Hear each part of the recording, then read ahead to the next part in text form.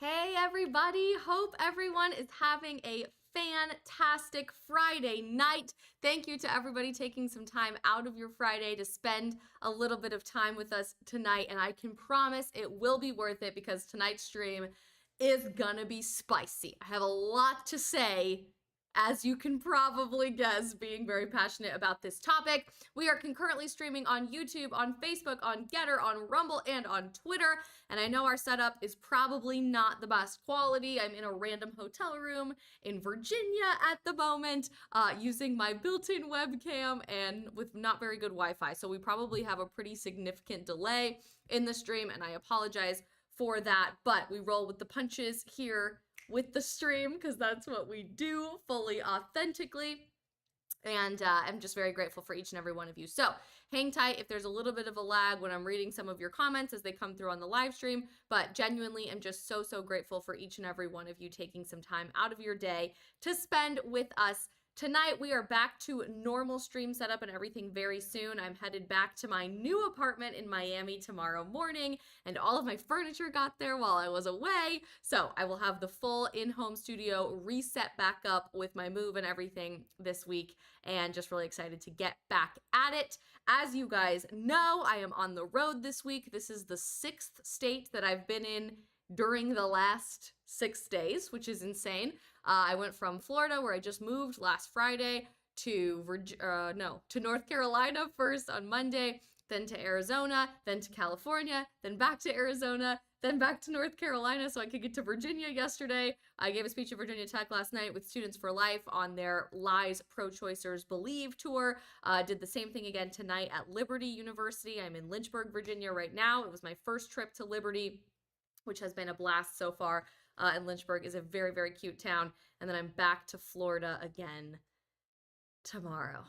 Wild. It's a wild time to be alive, but I'm incredibly blessed to get to live the life that I do and meet so many incredible people from all around the country. I just could not have my life any other way, and I'm very blessed that God has given me these opportunities. Let's say hi to some people in our chat across platforms really quick before we dive right in. We're talking all things TikTok tonight and the impending doom from Congress that we likely are going to ban the app. It's a lot to handle, but we're going to go through why I think that would be a mistake and my reaction to some of the worst clips from the cringeworthy congressional hearing yesterday with TikTok's CEO, Shou Chew.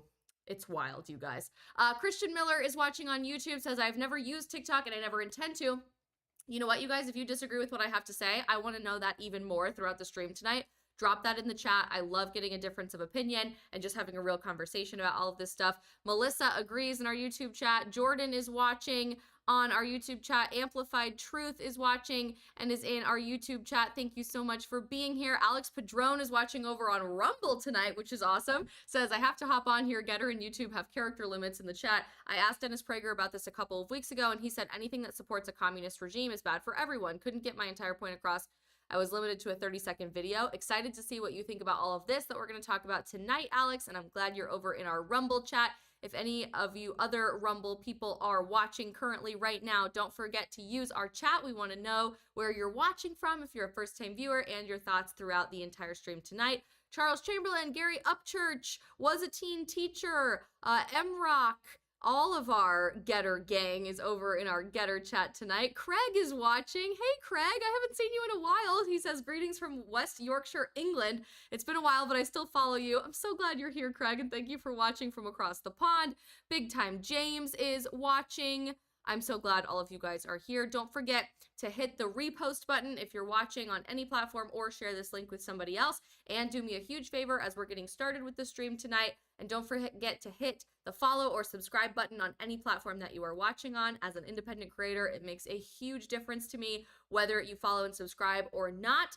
So please give me a little boost in the algorithm and help more people get to have access to this very important conversation that otherwise Gen Z is not having. Before we get started, I want to shout out our amazing friends over at Public Square for sponsoring the stream tonight. You guys have heard me say it before. We're going to say it again. Public Square is an incredible online marketplace of tens of thousands of small businesses that share your values. They're connecting pro-America, pro-family, pro-freedom, pro-faith Americans with businesses that they are going to feel great about supporting, and helping businesses get connected to different customers as well, tied to their zip code and all around the country. They're expanding their platform like crazy this year, including becoming a publicly traded company in the last few weeks and rolling out e-commerce within their app, meaning kind of like Amazon, you can check out from within Public Square and support all of those businesses from across the country. I just dropped the link in our live chat. If you are a small business owner of any kind, if you sell products, if you are a hair salon, if you're a coffee shop, wherever you are, whatever you are doing, your business needs to be on Public Square, and you can use the link that I just dropped in the chat to do that. Otherwise, if you guys are customers and you're looking for businesses to help support, go to publicsq.com, Public SQ Square, or download the Public Square app, Public SQ, in the App Store or on Google Play. Okay, let's talk TikTok. Talk TikTok. Blah, blah, blah. Tonight's gonna be wild with alliterations. As many of you know, I had the privilege of being on Fox News this morning with Dana Perino on America's Newsroom to share my thoughts as a TikTok creator and someone who is very tied to the app in a way that I believe reaching Gen Z on this app is incredibly important and something that conservatives cannot ignore if we want to change American culture. We'll go into my feelings about TikTok at the very end of the stream, but I want to start this entire conversation with the Fox News hit that I had the privilege of doing this morning, and then explain in more detail what actually happened on Capitol Hill last week. I will say up front, I do not fault anyone for having concerns about TikTok. It's incredibly valid and important for us to have concerns about cybersecurity for any internet, can't talk, been a long week, any online internet platform for a multitude of reasons, right? We want our personal data to be secure. We don't want our personal data in the hands of foreign enemies. I, for one, don't even want my personal data in the hands of the United States government. But I have to wonder how much members of Congress from both sides of the aisle all of a sudden are finding agreement on banning this one app over alleged concerns of cybersecurity when none of those concerns exist for anything else that we do on the internet. I have nothing but respect for the congressmen and women who are raising these concerns and have been told that it is a problem, but I believe most of them do not have an intimate experience and working knowledge of how TikTok works, how it operates, what data you share with them, or the impact that it's having on greater society. They've been given a packet of information from lobbying firms that have largely been paid off by other social media platforms as to why TikTok is bad. So I don't have any disrespect or anger or vitriolic backlash to any of the men and women in Congress that we are going to watch clips of, nor do I feel any negative emotion towards mainstream media at all. In fact, I'm very happy mainstream media is bringing independent creators like myself into the fold of this conversation, because otherwise, we're going to have a generational disconnect with information. But that generational disconnect is so strong that I have secondhand embarrassment for how unbelievably technologically illiterate the people running our country are. And it is a massive problem, massive level of concern for everyone, not just Gen Zers, but across the board, if we are to actually survive and thrive as a country and society in an increasingly digital age. So we'll start out by watching my hit with Dana Perino from this morning and go from there. Well, John, there is a bipartisan push against popular China-owned app TikTok. We saw that, and yesterday lawmakers made a case for banning the app over data collection and privacy concerns, despite many young Republicans still using it. House lawmakers peppering TikTok CEO with questions over spying allegations during a hearing yesterday. TikTok is a weapon by the Chinese Communist Party to spy on you, manipulate what you see, and exploit for future generations. You damn well know that you cannot protect the data and security of this committee or the 150 million users of your app, because it is an extension of the CCP. I have seen no evidence that the Chinese government has access to that data. They have never asked us. We have not provided. I find that actually preposterous. Let's bring in Isabel Brown. She's a conservative TikTok influencer and Turning Point USA contributor. And we just realized in the commercial break, we had the same high school speech coach.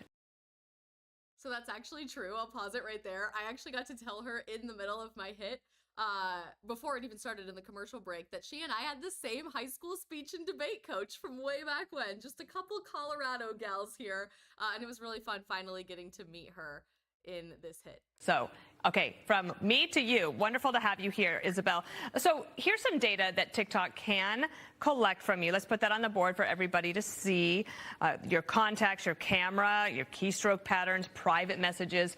Does that concern you as a user?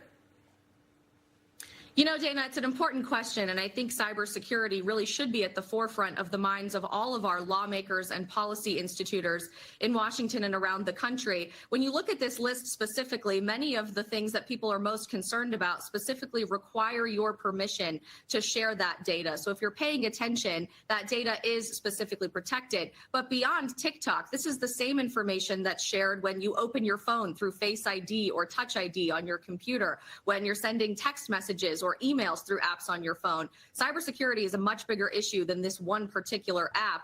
And I think that our lawmakers in Washington seem to have conveniently honed in on the most popular social media app in America and around the world for a specific reason, knowing that 150 million Americans have direct access to information each and every day at the touch of their fingertips that can't otherwise be controlled or manipulated. Yeah.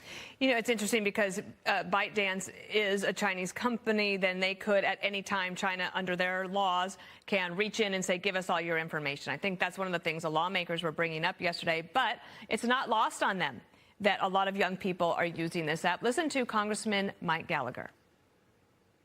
They could control what news we get. TikTok is increasingly a news source for young Americans. It could be used to meddle in future elections. So we have to ask ourselves if we want to give the Chinese Communist Party that level of power over our sense of reality and our sense of national identity. Your thoughts on that? It's certainly a valid concern, but I find it interesting no one seems to be bringing up the scandal when Meta sold our data to several Chinese operators in the last several years, when Twitter was revealed to have been working with the FBI to spy on American citizens from the American government, that the Chinese Communist Party mines almost all of the rare element resources involved in making all of our electronic devices, and so many other countless examples. Security is a forefront, paramount issue in the 21st century, and particularly in the digital age. But how much of this is truly about one app versus the content that is featured on that app? I, for one, choose to stay engaged on TikTok because 60% of the 150 million Americans active on this app every month are Gen Zers, people like myself born after 1997, who are looking for a new way for news information dissemination. They're not watching programs like this. Instead, we're scrolling through short 1-minute sound bites on social media to get similar information. People in Congress seem to be concerned that that involves a barrage of woke far left politics and indoctrination opportunities from the authoritarian left. But if we don't engage there with content that is based in truth, that is based in goodness, how can we win the culture? That was going to be my last question, but in true speech team spirit, you answered it for me. Isabel Brown, I hope I see you again. Thank you. Thank you.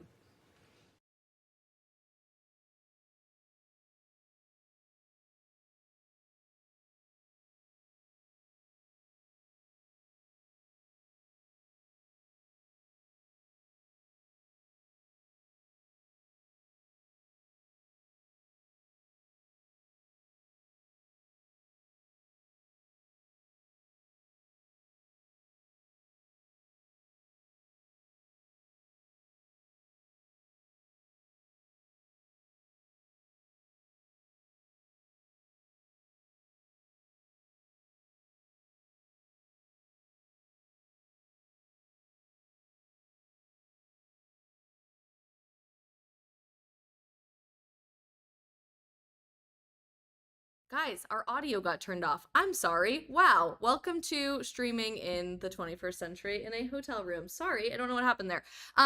Dana was great. Had a fantastic conversation with her. I ended up having a great conversation with her in the commercial break as well about how she personally feels conflicted by all of this and the need to engage with people if that type of platform is going to exist, because that's how we win over culture. And I only got 3 minutes of time on Fox News, which obviously is not enough time to cover the depth and the breadth of what is really happening when it comes to Congress discussing a potential ban on TikTok. We're not talking just about cybersecurity. We're not talking just about data information protection. Those things are absolutely valid concerns for members of Congress and any person in the United States of America, particularly half of our population that is using TikTok every day, to have. But when you go beyond the 3-minute soundbite on the news, and when you go beyond the scripted talking points that our men and women serving in the United States Congress have rehashed during this hearing, you're going to discover things that will probably shock and surprise you about the narrative about TikTok in America being completely different from the actual reality of the app as a platform. So I want to spend a couple of minutes with you tonight playing some of the most viral clips from the congressional hearing yesterday that have made the rounds over on TikTok before we go into reactions from creators like myself that are present on the platform and why we're concerned about a potential TikTok ban. But let me first just say this, and I said this on Instagram this afternoon. I made a lot of people angry, but I think it's an important conversation to have. Currently, in the United States political zeitgeist that controls the narrative, congressional members have not found bipartisan support on anything. Nothing. They can't agree on what to do about the environment. They can't agree on what the definition of a woman is. They can't agree on a federal budget. They can't agree on what to do about border security or school safety or literally any other subject under the sun. It's important to ask ourselves why today, in perhaps the most divided time in American modern political history, all of a sudden there is overwhelming bipartisan support for banning one specific app over the issue of China theoretically having access to your data. And all of a sudden we care about private information security and locking down your personal data and cybersecurity concerns, national security concerns. Why now is this the biggest concern? And is that concern even really as prominent in American social media use as you think? Probably not. It turns out from the hearings that happened yesterday with the TikTok CEO, who is actually from Singapore, which is separate from the entities of the CCP. It's interesting to think about that.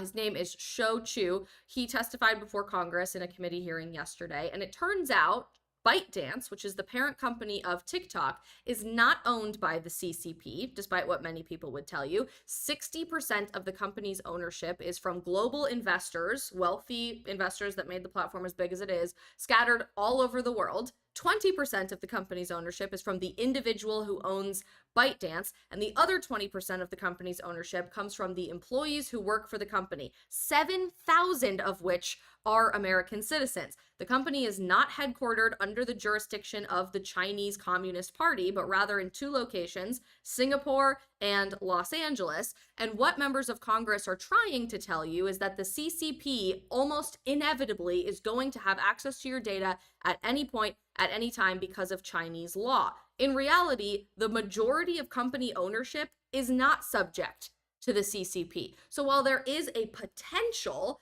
for a security risk there, which is alarming, absolutely, and is something that we should do something about, the CCP is not pulling the strings of what videos get shown on TikTok algorithms to American people, and they're not scanning your facial data and taking your fingerprints for storing in some CCP warehouse of information somewhere. That is a fabricated narrative that specifically was paid for by lobbyists that were hired over a year ago by Meta, by Mark Zuckerberg, to make TikTok look bad in the American public eye through media stories, congressional hearings, and theoretically just to ban the app, because TikTok has become so overwhelmingly successful in the American economic system that no other social media or digital media company can remotely try to compete with it.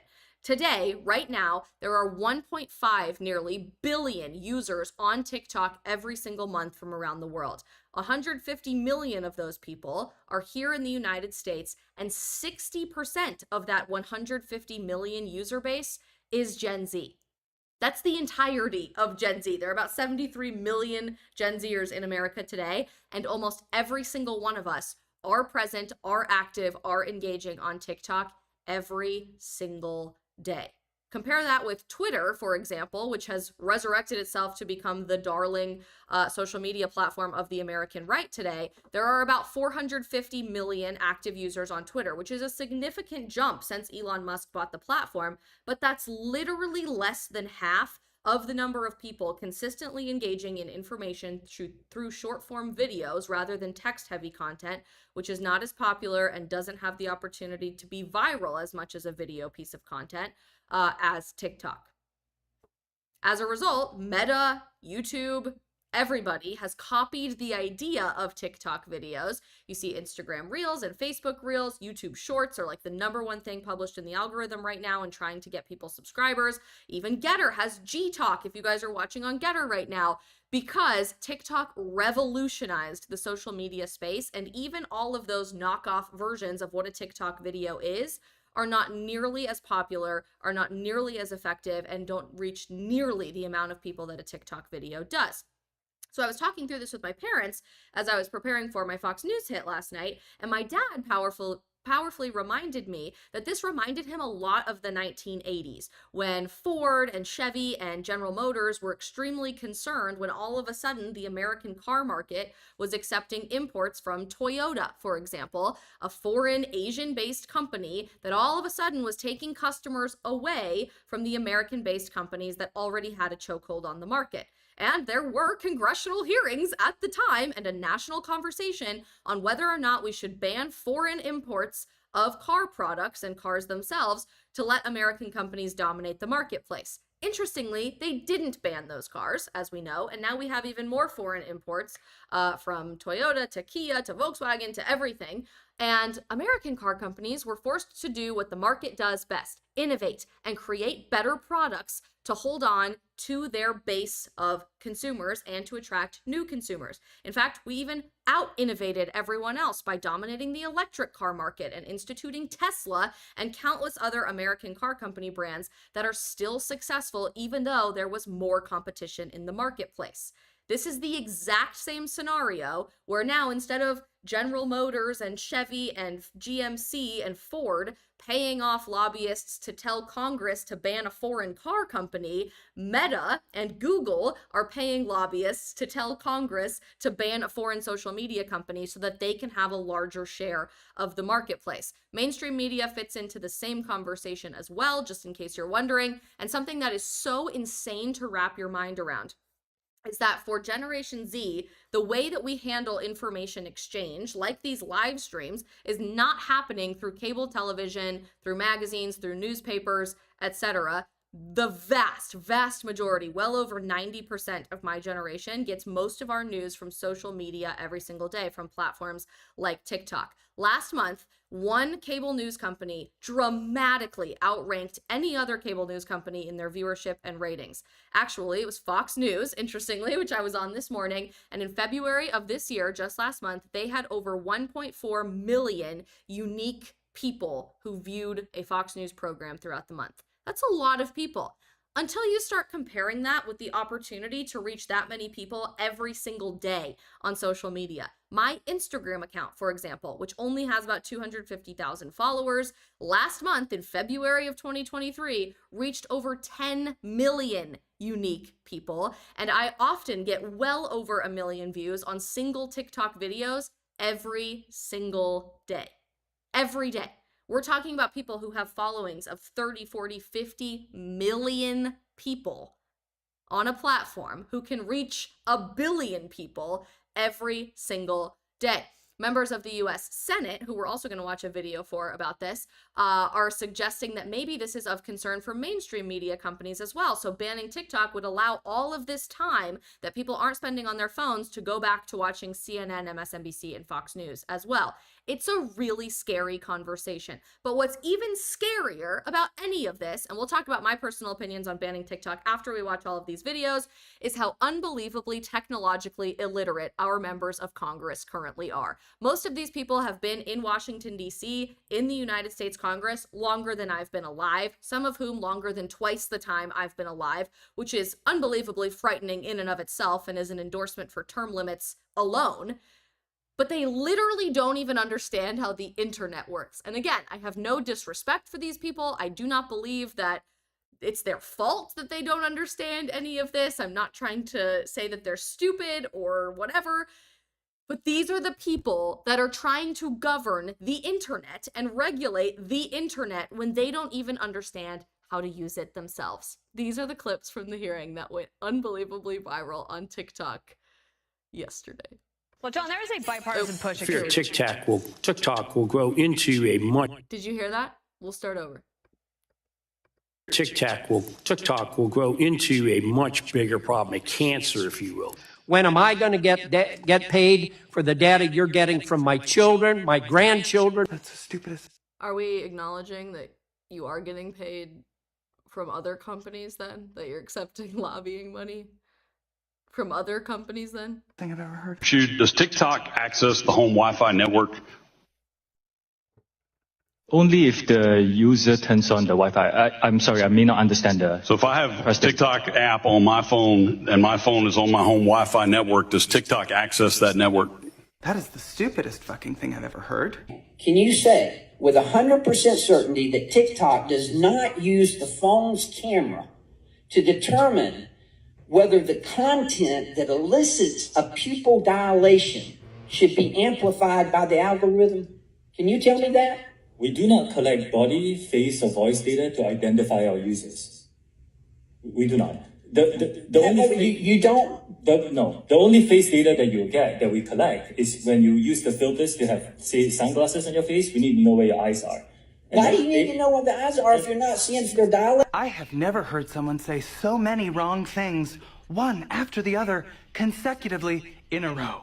I want to say this to all the teenagers out there and TikTok influencers who think we're just old and out of touch and don't know what we're talking about. Intel algorithms don't know I'm having to talk today. TikTok at any time provided the Chinese government with either precise GSP information. Why have you not directed your engineers to change this source code? Congressman, thank you for the question. Have you directed I'm not finished. them to change the source code? Like what we are offering and my fourth commitment? Have you directed them to change that source code? Congressman, if you give me a bit of time to just... No, I don't... Oh my God, can you let me do what I need to do? Let me go back to the 60... Okay, so first of all, as you can see, all of these individuals don't actually want answers to the questions because when they get an answer, they just immediately interrupt the CEO of TikTok so that they can institute their own TV soundbite and talking point so that they can make themselves sound good to their lobbyists and constituents. Separate problem. But do you really need to ask if an app connects to the Wi-Fi in your house? The internet is not new, okay? Wi-Fi is not a new concept.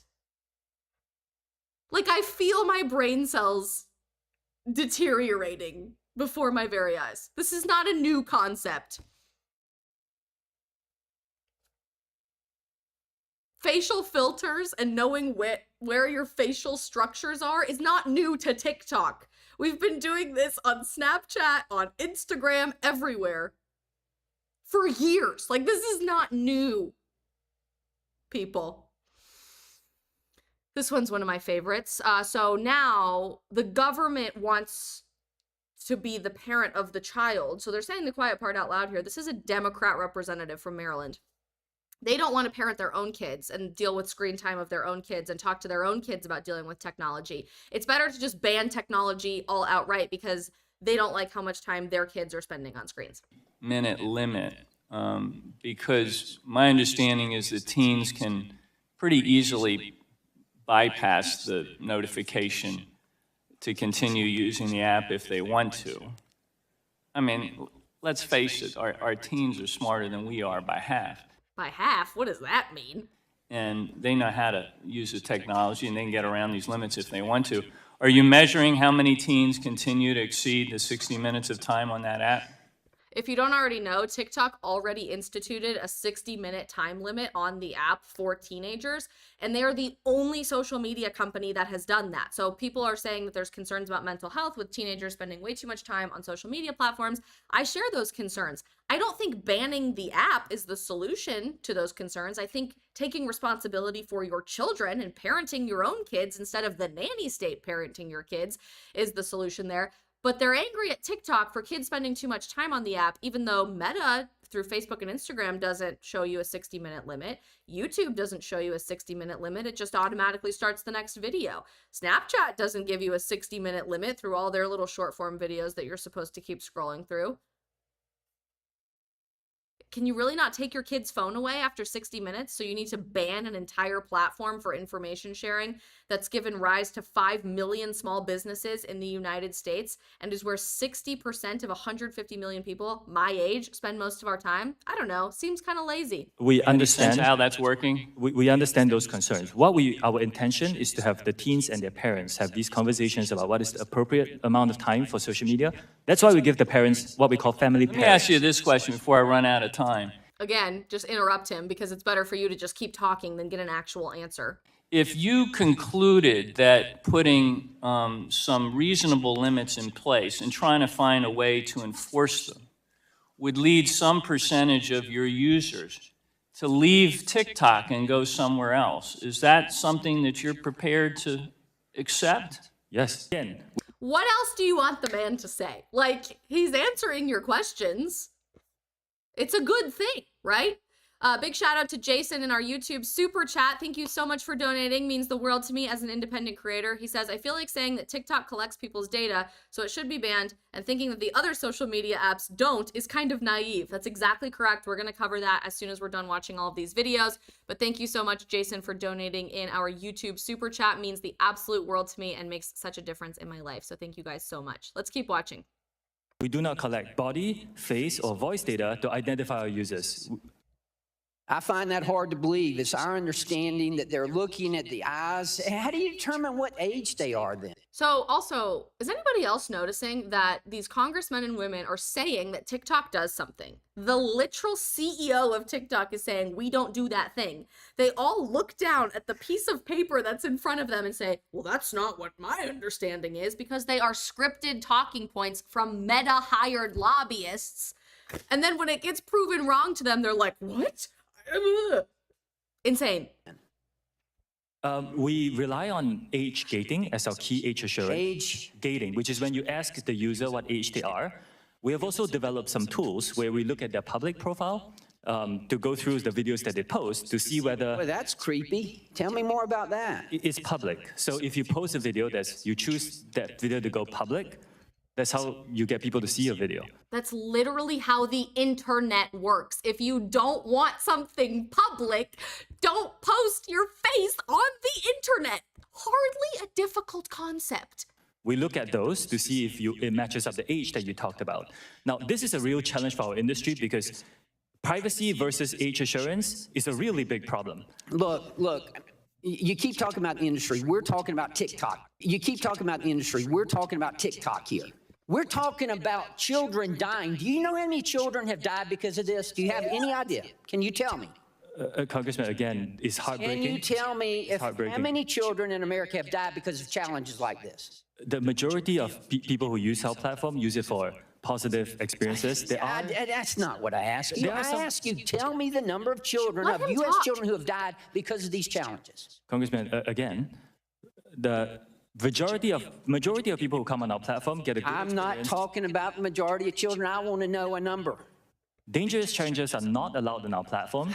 If we find them, we will remove them. We take this very seriously. Obviously, you found one today and you removed it. We had to bring it to your attention, and I know I'm out of time. Thank you for being here. Welcome again to the most bipartisan committee in Congress. Red flags, red flags, red flags, red flags, red flags. If this is the only bipartisan thing that we can all come to agreement on, why is that? Because you're not asking how many teenagers have died because of mental health concerns with any other social media app. You're not asking about any death threats that people like myself as creators are getting every single day on Twitter, on Facebook, on YouTube, on Instagram, on our emails, through any other platform.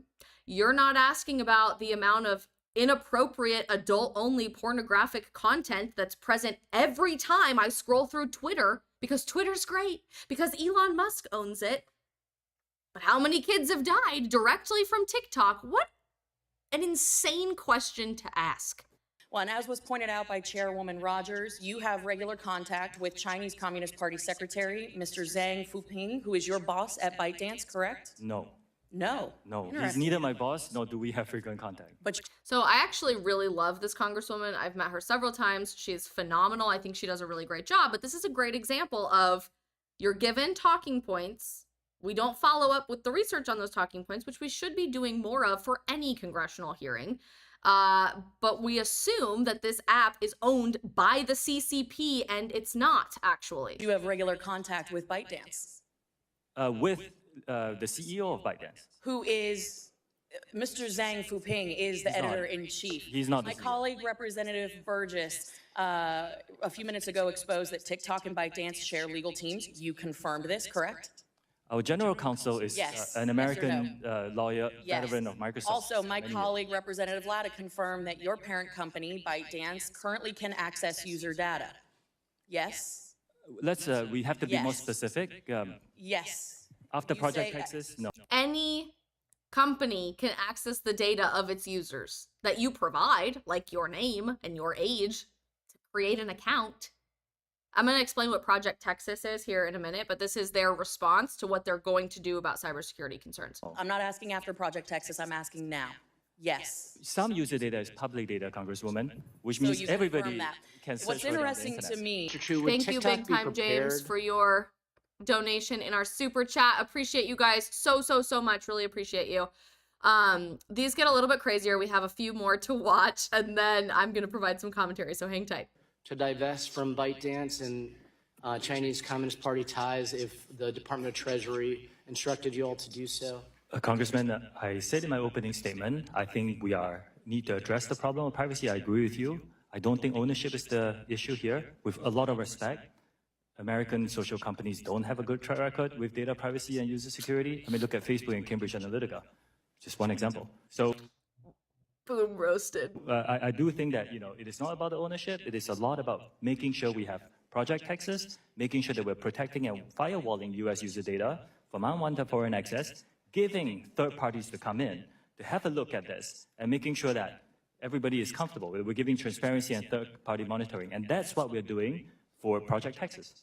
Mr. Shou, I'd like to direct your attention. Okay, before I play this clip, this is a video I'm showing for educational purposes only. This is a video that was on TikTok for several days. After the hearing yesterday, they ended up removing it. And we're using this as an example of how TikTok's community guidelines can't prevent people from seeing harmful things on the internet.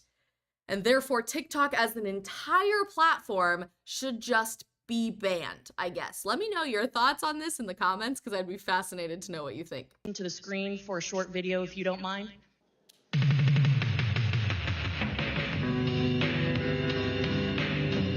That video was posted 41 days ago. As you can see, it is captioned me as F. Your own community guidelines state that you have a firm stance against enabling violence on or off TikTok.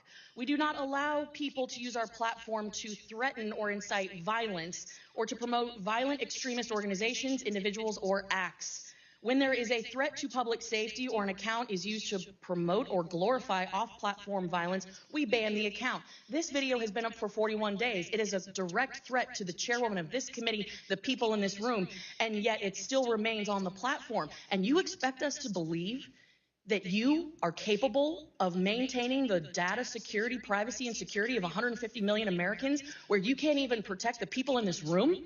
One video. One video that should have been removed, went against the community guidelines and violated the First Amendment. But one video on a platform of more than 1 billion people slipped between the cracks, which happens on every social media platform, and therefore we should ban the platform entirely? I think that is a blatant display of how vulnerable people who use TikTok are. You couldn't take action after 41 days when a clear threat, a very violent threat to the chairwoman of this committee and the members of this committee was posted on your platform. You damn well know that you cannot protect the data and security of this committee or the 150 million users of your app, because it is an extension of the CCP. And with that, I yield back. Can I respond, Chair? No, we're going to move on. No, you can't respond. Can't respond to that. Conveniently, we're failing to mention that the Taliban is allowed to have an account on Twitter, that I get death threats and everybody that I work with gets death threats every single day on Instagram, on Facebook, on Twitter, in our emails, on our websites, that people post violent pornographic content against anyone's will, trafficking content against anyone's will, all over Twitter that I see every day without my consent and is incredibly difficult and graphic to watch. But one video on a platform of 1 billion people is the reason we should ban the platform entirely? My mom has a great point in the chat. I bet these people's kids play Call of Duty at home. And that's not too difficult to grapple with every single day? Facebook has repeatedly been in trouble for allowing beheading videos from ISIS to be present on the platform. But we should ban an entire online community and information exchange engaged by billions of people from around the world from one animation-style video that could theoretically be interpreted as threatening. And then we don't even give the CEO an opportunity to respond. By the way, they immediately took that video down and banned the account during the hearing. The level of ideological inconsistency blows my mind. It blows my mind. Alex Padron says in our Getter chat, I'm just starting to post on Instagram, and I'm so excited you're starting your content creation journey. And you're saying, and I already get threats. These threats are everywhere. But are we really that intent on letting the nanny state prevent our kids from facing anything theoretically offensive, rather than just teaching your kids that there's problematic content on the internet and how to responsibly use the internet for good? That we want to ban the world's largest social media platform, where millions, hundreds of millions of Americans have a freedom of exchange, free from anybody who can control that narrative. For the most part, the algorithm is really difficult and there's nuance that you have to navigate there. And I'll talk about that in my opinion on what we should do about TikTok at the end of the stream. But is that really the answer from both political parties? That's incredibly concerning.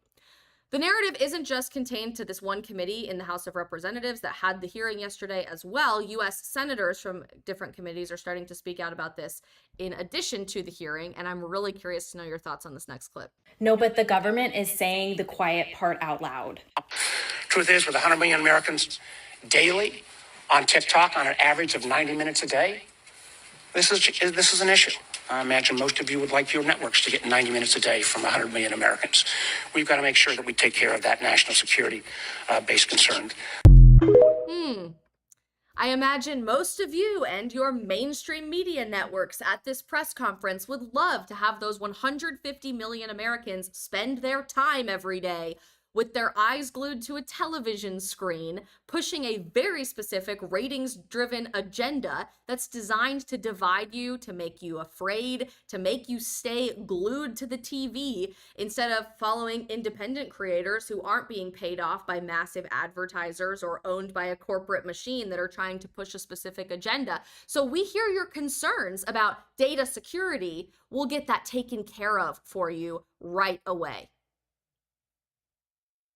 This is the most authoritarian line of statements and questioning I have heard maybe ever from the United States Congress when it comes to the internet.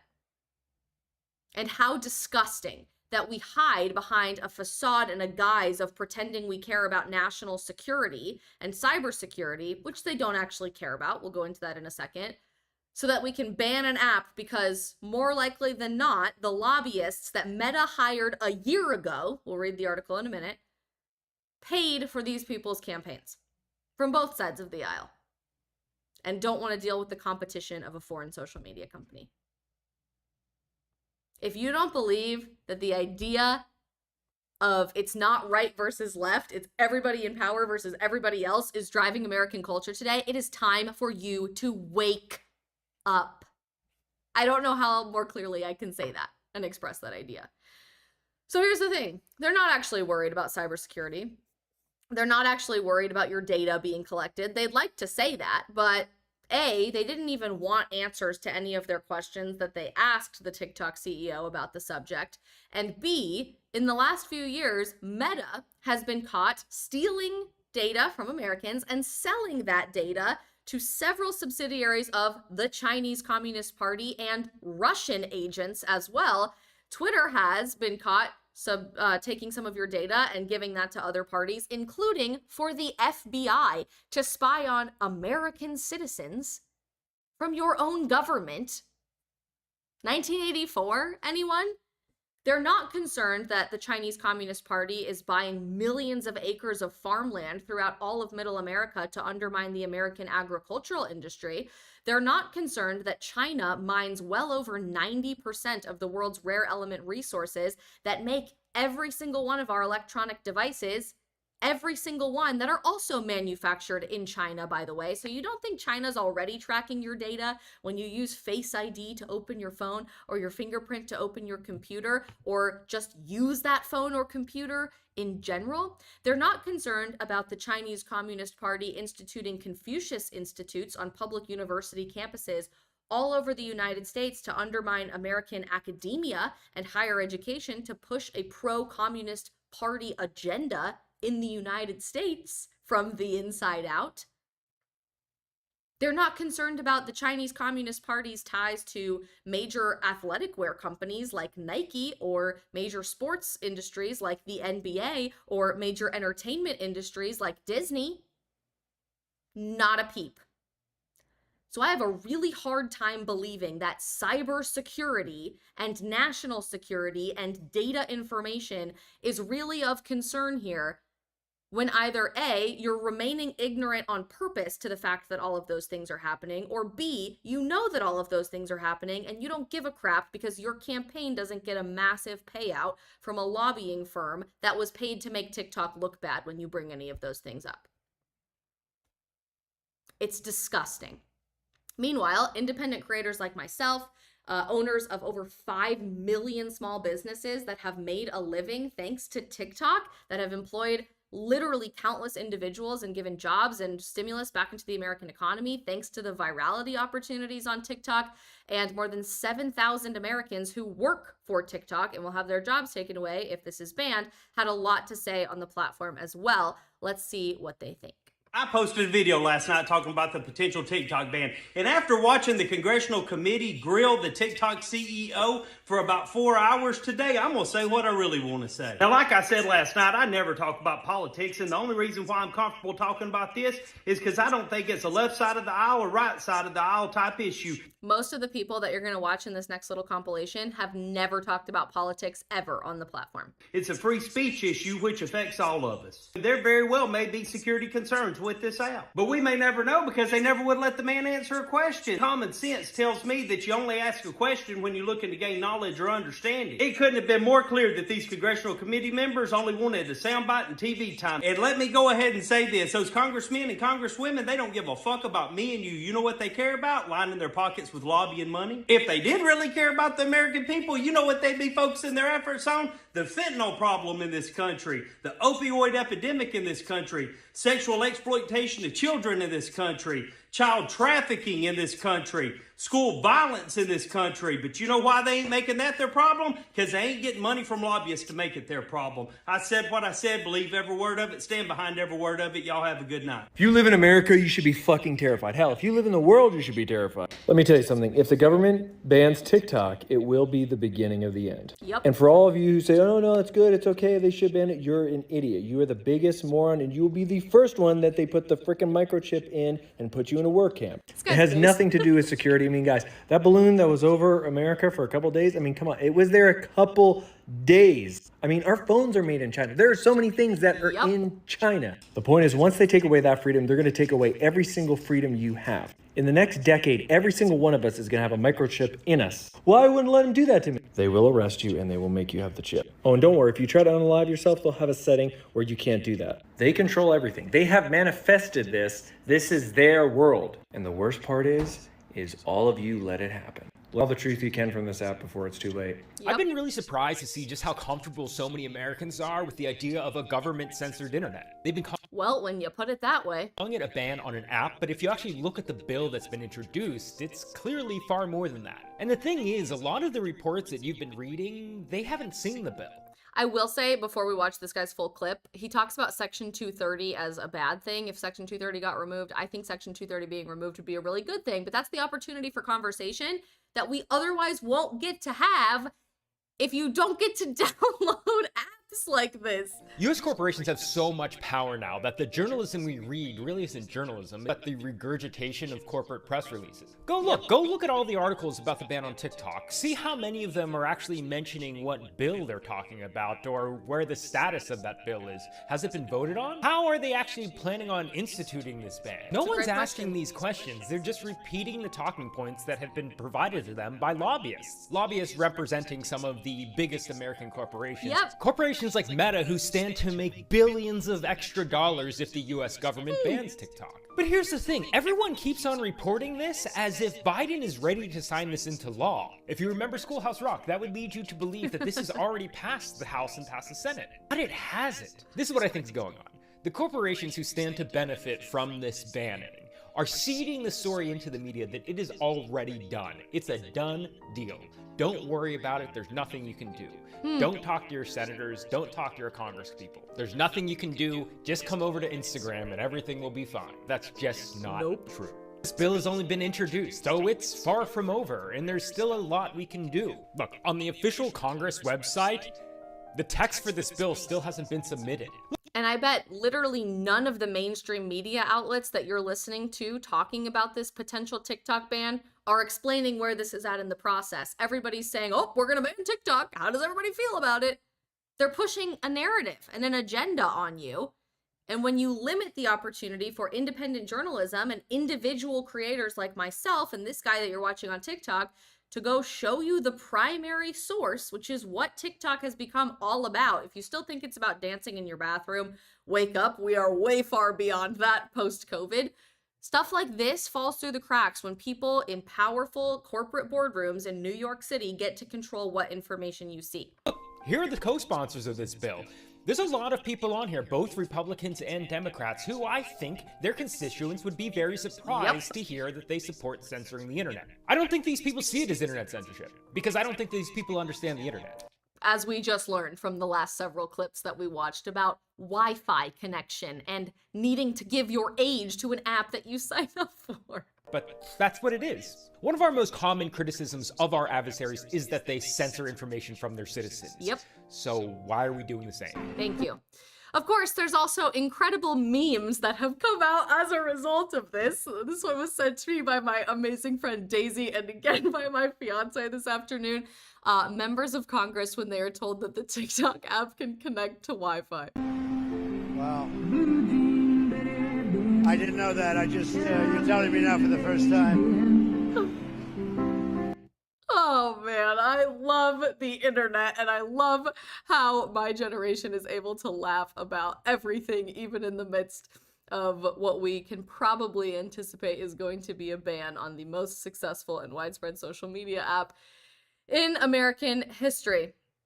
So, all of that to be said, in case you didn't believe that this entire conversation was orchestrated by Meta, who owns Facebook and Instagram, and Mark Zuckerberg, here's an interesting tidbit of information for you that very few people are talking about. It turns out Meta actually a year ago, paid a consulting firm that is a generally considered right-of-center conservative consulting firm to make TikTok look bad in the American public space through media, through politics, in any way possible, simultaneously while promoting really positive news stories and public opinion about Facebook and Meta. This is from Fortune magazine, and it turns out that Facebook is trying to cover up for all of their really bad data information problems where they sold all of your data to foreign entities, including subsidiaries of the Chinese Communist Party and subsidiaries of the Russian government. And they actually got caught 11 years ago doing this exact same thing about Google's privacy practices. They hired a public relations firm, a consulting firm, 11 years ago to plant stories that made Google look really bad from their privacy practices to distract as a smokescreen from what they were doing behind the scenes. They actually, a year ago, did the exact same thing by hiring this company called Targeted Victory in order to orchestrate a nationwide campaign against TikTok. The Washington Post reported on this initially this week and found that Targeted Victory contracted with dozens of different public relations firms across the United States to help sway public opinion against TikTok by planting local news stories and helping to place op-eds targeting TikTok around the country. Meta confirmed in the story that they hired Targeted Victory. They said, "We believe all platforms, including TikTok, should face a level of scrutiny consistent with their growing success." The CEO of Targeted Victory ended up saying that the company manages bipartisan teams on behalf of our clients.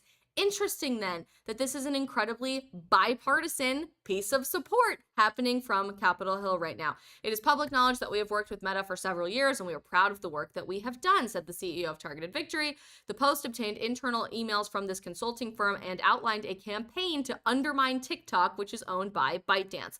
The firm used a mix of genuine concerns and unfounded anxieties about TikTok in order to try to turn public and political sentiment against it. According to the report, Targeted Victory was also working to get proactive coverage about Facebook into local media, including submitting letters and opinion pieces speaking glowingly of Facebook's role in, for example, supporting Black-owned businesses. We are deeply concerned that the stoking of local media reports on alleged trends that have not been found on the platform could cause real-world harm. So they're admitting themselves, Facebook and this consulting company that they contracted with, that there's really no foundational basis whatsoever for all of the concerns that they are spreading into the ecosystem on traditional media, on social media, and now in the political space as well on Capitol Hill. They just want to freak everybody out.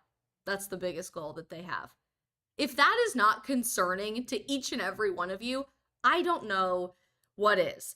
As for what I think we should do about TikTok, and I know a lot of you have been sharing your thoughts in the chat throughout this entire thing. I really appreciate you guys sharing your thoughts and what you think we should be doing about TikTok. It is a Friday night, so we probably won't read every single thing in the chat tonight, but keep dropping your thoughts because genuinely, I'm very curious what you think. I don't believe that banning the world's most successful social media platform is the right step moving forward. I think that would be a huge mistake, and to use conservative political talking points, an incredibly slippery slope into censorship in the digital age where our freedom of speech exists here. It doesn't exist on a sidewalk. It doesn't exist in your state capitol building. It doesn't exist on your college campus in a vacuum. It exists here. And if we're serious about upholding freedom of expression, your opportunity to make your voice heard in the modern digital age, that has to include social media platforms as well. That's why I'm so concerned about political censorship that's happening on social media platforms, including TikTok. But banning the platform is not the solution to that problem. The CEO of TikTok, as you saw in several of those clips, brought up something called Project Texas, which is TikTok's response to all of these negative stories and even the potential of American data being accessed by a foreign company. So basically, or by a foreign country. Basically, their solution to all of this is that American users of the app, users of the TikTok app, are going to have all of their data privately protected on American soil through an American firewall operated by an American contracted company and overseen by several American third-party institutions that regularly monitor that firewall to make sure that the parent company ByteDance doesn't even have access to any of the data that you voluntarily provide to TikTok as a user. I actually really appreciated and understood Mr. Chu's stance on why selling to an American company might not make a lot of sense, because American social media companies don't exactly have the best track record for protecting American data if we're serious about protecting people's privacy and protecting all of their personal information. All of that to be said, data security aside, because I think there are many potential pathways getting to a solution that would make everyone feel better about cybersecurity. If your problem with TikTok is that it's filled with garbage, leftist, authoritarian, woke nonsense and is poisoning the minds of the next generation, I want to challenge you to think that instead of banning a platform like that and making all of my generation incredibly angry, probably kissing any chance of a cultural or political win in America goodbye forever from a conservative, maybe the best solution to change culture is to go into the heart of culture and change it from the inside out. I find it absolutely fascinating that conservatives repeat Andrew Breitbart's famous talking point, politics is always downstream from culture, every day. It's one of our favorite phrases to share on our podcasts, on our radio shows, on little minute segments on national news, and in speeches across the country. But often we fail to live up to what that statement actually means. Politics is always downstream from culture. And if you're serious about seeing policy changes and cultural changes in America that are going to lead us back towards a morally objective society, that is going to lead us back to an America that we can be proud to call home again, that's going to stop the mental health crisis my generation is dealing with, stop the lies of critical race theory, of gender theory, and every other agenda that the left continues to shove down our throat every single day. The solution is not to silence anyone. The solution is to give people a little bit more credit than that and understand that changing people's hearts and minds is hard work, but it can be done, and it is being done every single day. You cannot and will not change the entirety of Gen Z's attitude towards the United States, towards race, towards gender, towards politics, towards religion, if you yourself are not willing to go where you are uncomfortable, to get outside of your comfort zone and be willing to be the minority opinion for once, to surround yourself with people who think differently than you and have different perspectives, and engage in real conversation with people who are different from you. Because guess what? You're not going to change the minds of anybody who already agrees with you. You don't need to. It's already been done. Where we do need to change people's minds, if we want to have a fighting chance of an America that we recognize at all, beyond the 2020s, beyond Generation Z, is changing people's minds who think differently than us, people's minds who need to be changed. People who may have never been exposed to a Christian, to a conservative, to a rational, truth-based way of thinking because no one in their life cares about them enough to dare to tell them the truth. Is that easy? No, it's really freaking hard. And I've had my TikTok account permanently deleted and resurrected from the dead. It's the Lazarus of TikTok accounts 4 or 5 times at this point. I get community guideline strikes all the time for saying that men can never become women and women can never become men, and that men don't have periods and we're not people who menstruate, and all of these crazy things that sound so intuitive to us, but that my generation is never being exposed to in truth-based statements. Of course, I get 5 million views on those videos before they are deleted and before my account needs to be resurrected from the dead. And I have real conversations with people in real time, not from a fancy studio, not from a corporate boardroom that's pushing a certain news agenda read from a teleprompter, not from somebody who's controlling the information from a government perspective, but from regular people who are sitting in a hotel room or the spare bedroom of their house or the driver's seat of their car and are willing to start asking the tough questions and having the tough conversations because my generation is hungry for dialogue. And without access to platforms like TikTok that have absolutely maximized authenticity on the internet and independent content creation on the internet, that dialogue is never going to have a chance to exist. So from my point of view, even currently as a user of TikTok, I have made the decision that I have a greater sense of moral obligation to reach my generation with the truth when everybody else is running the other way, than be concerned about the data security issue that every single social media platform I use every day is also worthy of concern about.